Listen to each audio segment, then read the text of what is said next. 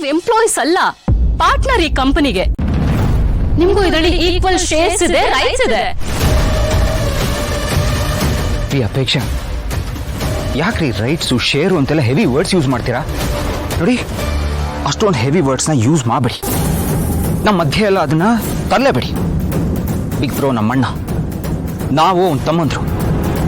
ನೋಡಿ, ಈ ವಿಷಯ ಇಷ್ಟೇ ಸಿಂಪಲ್ ಆಗಿ ಇದ್ಬಿಡ್ಲಿ. ಇದನ್ನ ಜಾಸ್ತಿ ಕಾಂಪ್ಲಿಕೇಟ್ ಮಾಡೋದೇ ಬೇಡ. ಇನ್ಫ್ಯಾಕ್ಟ್ ಅಪೇಕ್ಷಾ, ಈ ವಿಷಯನ ಬಿಟ್ಟೇ ಬಿಡಿ. ಇದ್ರ ಬಗ್ಗೆ ಜಾಸ್ತಿ ಡಿಬೇಟ್ ಮಾಡೋದ್ರಿಂದ ಅದು ಏನೂ ಯೂಸ್ ಇಲ್ಲ. ಈ ವಿಷಯ ಒಂಥರ ವಿಷಯ ಇದ್ದ ಹಾಗೆ, ಅದು ಸಂಬಂಧಗಳನ್ನ ಹಾಳು ಮಾಡಿಬಿಡುತ್ತೆ. ಈ ಮನೆಯಲ್ಲಿ ಮುಂಚೆಯಿಂದ ಯಾವ ಥರದ ಪದ್ಧತಿ ಇದೆಯೋ ಅದು ಹಾಗೇ ಇರಲಿ. ಅದನ್ನ ಕ್ವೆಶ್ಚನ್ ಮಾಡೋ ಅಗತ್ಯ ಇಲ್ಲ. ಅಂದ್ರೆ ಇಂಡೈರೆಕ್ಟ್ ಆಗಿ ನಿಂದೆಷ್ಟಿದೆಯೋ ಅಷ್ಟೇ ನೋಡ್ಕೋ, ಇದು ನಿನ್ಗೆ ಬೇಡದೇ ಇರೋ ವಿಷಯ ಅಂತ ಹೇಳ್ತಾ ಇದ್ದೀರಾ ಅಲ್ವಾ? ಅಪೇಕ್ಷಾ, ಪ್ಲೀಸ್, ನಾನು ಹೇಳೋದನ್ನ ಬೇರೆ ಅರ್ಥದಲ್ಲಿ ತಗೋಬೇಡಿ. ನೋಡಿ, ನಮ್ಮಿಬ್ರ ಮಧ್ಯೆ ಗಲಾಟೆ ಆಗೋದು ನಂಗೊಂದು ಸ್ವಲ್ಪನೂ ಇಷ್ಟ ಇಲ್ಲ. ನಿಮ್ಮ ಜೊತೆ ಎಷ್ಟಾಗುತ್ತೋ ಅಷ್ಟು ಚೆನ್ನಾಗಿರ್ಬೇಕು ಅಂತ ನಾನು ಬಯಸ್ತೀನಿ. ಅದಕ್ಕೆ ಹೇಳಿದೆ, ಬೇರೆ ಇನ್ನೇನೂ ಇಲ್ಲ. ಸತ್ಯ, ಯಾರೂ ಇಲ್ಲ.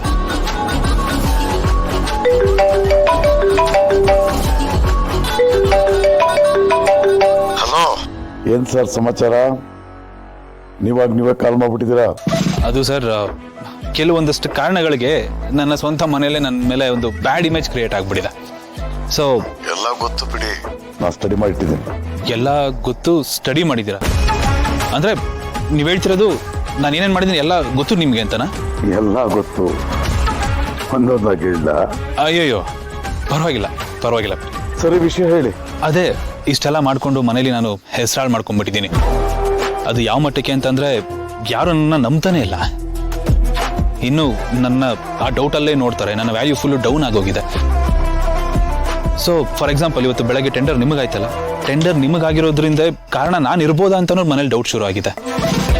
ಸೊ ಹಾಗಾಗಿ ನಾನು ಮನೆಗೆ ಏನಾದರೂ ಒಂದು ದೊಡ್ಡದಾಗಿ ಹೆಲ್ಪ್ ಮಾಡಬೇಕು, ನನ್ನ ವ್ಯಾಲ್ಯೂನ ಮತ್ತೆ ವಾಪಸ್ ಮೇಲಕ್ಕೆ ತೊಗೊಂಡೋಗ್ಬೇಕು. ಹಾಗಾಗಿ ನನಗೆ ನಿಮ್ಮ ಹೆಲ್ಪ್ ಅವಶ್ಯಕತೆ ಇದೆ. ನನ್ನ ಹೆಲ್ಪ್? ಸರಿ, ಏನ್ ಮಾಡ್ಬೇಕು ಹೇಳಿ. ಏನಿಲ್ಲ, ನೀವು ನನಗೆ ಹೇಳಿದ್ರಿ ಗೊತ್ತಾ, ಒಬ್ರು ಇನ್ಫಾರ್ಮರ್ ಇದ್ದಾರೆ ನಿಮ್ಮವರು, ಅವರು ನಮ್ಮ ಮನೆಯಲ್ಲೇ ಇದ್ದಾರೆ, ನಮ್ಮ ಸುತ್ತಮುತ್ತನೇ ಇದ್ದಾರೆ ಅಂತ. ಅದು ಯಾರು ಅಂತ ನನಗೆ ಹೇಳ್ಬೋದಾ? ಅವ್ರು ಯಾರು ಅಂತ ಹೇಳ್ಬೇಕು? ಹಾ, ಪ್ಲೀಸ್ ದಯವಿಟ್ಟು ಹೇಳಿ. ಆ ಇನ್ಫಾರ್ಮರ್ ಯಾರು ಅನ್ನೋ ಇನ್ಫಾರ್ಮೇಶನ್ ನಾನು ನಮ್ಮ ಮನೆಯವರು ಕೊಟ್ರೆ ಎಲ್ರಿಗೂ ನನ್ನ ಮೇಲೆ ವಾಪಸ್ ನಂಬಿಕೆ ಬರುತ್ತೆ. ನನ್ನ ಹಳೆ ಸ್ಟೇಜ್ ಏನಿತ್ತು, ನನ್ನ ಲೆವೆಲ್ ಏನಿತ್ತು, ನಾನು ಆ ಲೆವೆಲ್ಗೆ ವಾಪಸ್ ಹೋಗ್ತೀನಿ. ಎಲ್ಲರೂ ನನ್ನ ನಂಬಕ್ಕೆ ಸ್ಟಾರ್ಟ್ ಮಾಡ್ತಾರೆ.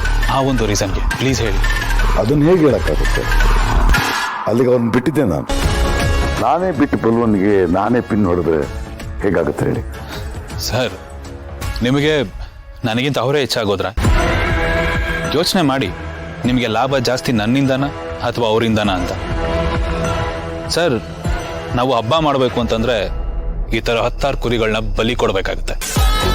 ಅದೇ ಕುರಿ ಅಯ್ಯೋ ಪಾಪ ಯಾಕೆ ಸಾಯಿಸ್ಬೇಕು ಅಂತ ಏನಾದರೂ ಅನ್ಕೊಂಡ್ರೆ ಹಬ್ಬ ಮಿಸ್ ಆಗುತ್ತೆ. ಯೋಚನೆ ಮಾಡಿ, ಹಬ್ಬ ಮಾಡ್ತೀರಾ ಅಥವಾ ಕುರಿ ಉಳಿಸ್ಕೋತೀರಾ? ಅದು ನಿಜಾನೇ. ಮಾಡ್ತಿರೋದು ಹಲ್ಕ ಕೆಲಸ ಅಂದಮೇಲೆ ಪಾಪ ಪುಣ್ಯದೆಲ್ಲ ಲೆಕ್ಕ ಬರ್ತಾವ. ಸರಿ, ಒಂದು ಕೆಲಸ ಮಾಡ್ತೀನಿ. ಅವ್ರು ಯಾರು ಅಂತ ಹೇಳೋದಿಲ್ಲ, ಡೈರೆಕ್ಟಾಗಿ ತೋರಿಸ್ತೀರಾ?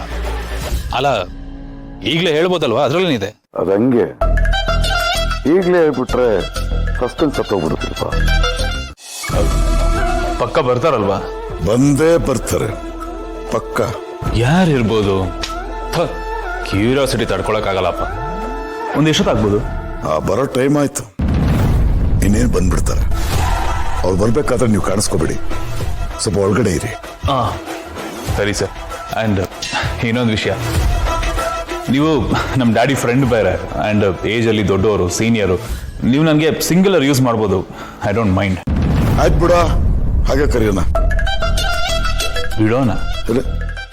ನೀನೇ ಹೇಳ್ದಲ್ಲಪ್ಪ, ನೀವು ಸೀನಿಯರು, ನನ್ನ ಸಿಂಗಲರ್ ಆಗಿ ಮಾತಾಡ್ಸಿ ಅಂತ, ಅದಕ್ಕೆ ಮಾತಾಡಿಸ್ತೆ.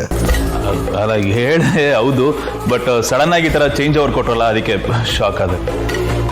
It's okay, no problem. ಒಳಗಿರ್ತೀನಿ.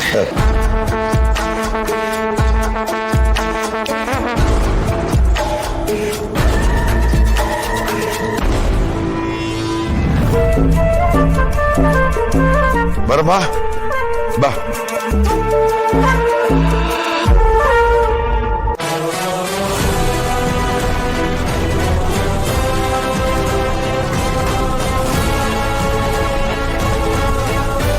ಇವಳ ಎಲ್ಲ ಇವಳ ಮಳ್ಳಿ ತರ ಇದ್ಕೊಂಡು ಕಳ್ಳಿ ಕೆಲಸ ಮಾಡ್ತಿದ್ದಾಳ. ಹೇಗಮ್ಮ ಇದೆಯಾ? ಚೆನ್ನಾಗಿದ್ಯಾ? ನೀವೇನೋ ಬರೋದಕ್ಕೆ ಹೇಳಿದ್ರಿ ನೋಡಿ, ಏನು ಅಂತ ವಿಷಯ ಬೇಗ ಹೇಳಿ, ನಾನು ಇಲ್ಲಿಂದ ಬೇಗ ಹೋಗ್ಬೇಕು. ಅಯ್ಯೋ ಯಾಕಮ್ಮ ಇಷ್ಟೊಂದು ಟೆನ್ಷನ್ ಮಾಡ್ಕೊಳ್ತೀಯ? ಹಾ, ಸ್ವಲ್ಪ ಕೂಲಾಗಿರು. ಯಾವುದಕ್ಕೂ ಪ್ರೂಫ್ಗೆ ಫೋಟೋಸ್ ತಗೊಳ್ಳೋಣ. ನೋಡಮ್ಮ, ನೀನು ನನಗೆ ತುಂಬಾನೇ ಸಹಾಯ ಮಾಡಿಚ. ನೀನು ಉಪಕಾರದ ಋಣದ ಭಾರ ನನ್ನ ಮೇಲೆ ತುಂಬಾ ಇದೆ. ಅದಕ್ಕೆ ಪ್ರತಿಯಾಗಿ ನಾನೇನಾದ್ರೂ ಮಾಡ್ಬೇಕಲ್ಲ ನಿನಗೆ. ಹ, ಇಲ್ಲ ಕೊಡು ಆ ಋಣನ. ಈ ಹಣದ ರೂಪದಲ್ಲಿ ತಿಳಿಸ್ತಾ ಇದ್ರೆ ಇಟ್ಕೊ. ನೋಡು, ಇನ್ನೂ ಬೇಕಾದ್ರೆ ಕೇಳು, ನಾನು ಕೊಡ್ತೀನಿ. ನೋಡಿ, ನಾನು ನಿಮಗೆ ಮೊನ್ನೆನೇ ಹೇಳಿದೆ ನನಗೆ ಈ ದುಡ್ಡೆಲ್ಲ ಏನೂ ಬೇಡ ಅಂತ. ಅದು ಅಲ್ಲದೆ ಈ ದುಡ್ಡೆಲ್ಲ ನಾನು ನ್ಯಾಯವಾಗಿ ದುಡ್ದಿರೋದಲ್ಲ. ನೀವು ಬರಲೇಬೇಕು ಅಂದಿದ್ದಕ್ಕೋಸ್ಕರ ನಾನು ಬಂದೆ, ಈ ದುಡ್ಡಿಗೋಸ್ಕರ ಅಲ್ಲ. ಬೇಡ ಸರ್, ತಗೊಳ್ಳಿ. ನೋಡಮ್ಮ, ನಾನು ಹೇಳೋದು ಸ್ವಲ್ಪ ಕೇಳು. ಬೇಡಿ, ನನಗೆ ಬಲವಂತ ಮಾಡಬೇಡಿ. ನೀವು ಇದುವರೆಗೂ ನನಗೆ ಸಹಾಯ ಮಾಡಿರೋದೇ ಸಾಕು. ನಿಮಗೆ ಕೈ ಮುಗಿತೀನಿ. ಇನ್ನು ಮುಂದೆ ನನ್ನ ತಂಟೆಗೆ ಬರಬೇಡಿ. ನಿಮಗೆ ದಮ್ಮಯ್ಯ ಅಂತೀನಿ, ಮತ್ತೆ ನನಗೆ ತೊಂದರೆ ಕೊಡಬೇಡಿ. ಇದೇ ನಮ್ಮ ಕೊನೆ ಭೇಟಿಯಾಗಿರಲಿ. ನಿನ್ನಿಷ್ಟ. ಮುಂದೆ ಯಾವತ್ತಾದ್ರೂ ಇಂಥ ಕಷ್ಟ ನಿನಗೇನಾದ್ರೂ ಬಂದ್ರೆ ಸಂಕೋಚ ಇಲ್ದೆ ಕೇಳು.